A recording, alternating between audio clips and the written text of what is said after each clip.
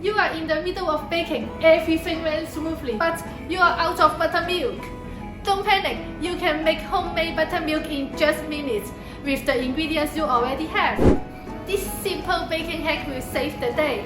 This can be used in baking recipes like chocolate cake, red velvet, and pancake.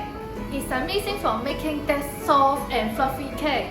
Let me show you how to whip up a quick batch so you will never have to hit pause on your baking magic again.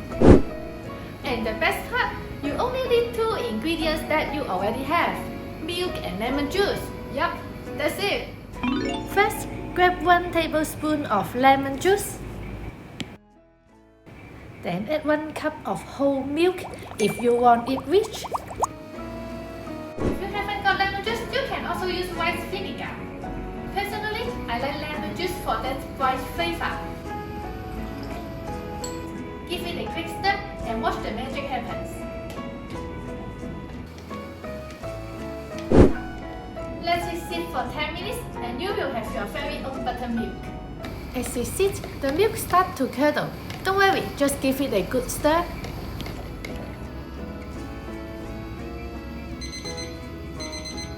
And voila! Homemade buttermilk in just 10 minutes. No store ones, no stress. Simple flavor ready to elevate your cakes, pancakes, or even sourdough. But there's the bonus tip. If you have got sour cream in the fridge, you can use that too. Just add 3/4 cups of sour cream and 1/4 cups of milk or water to thin it down. This will make 1 cup of buttermilk.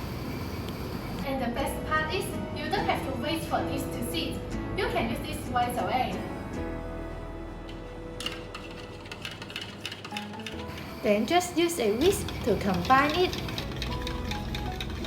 When the cake recipe calls for buttermilk, I like using the milk and lemon juice as buttermilk substitute.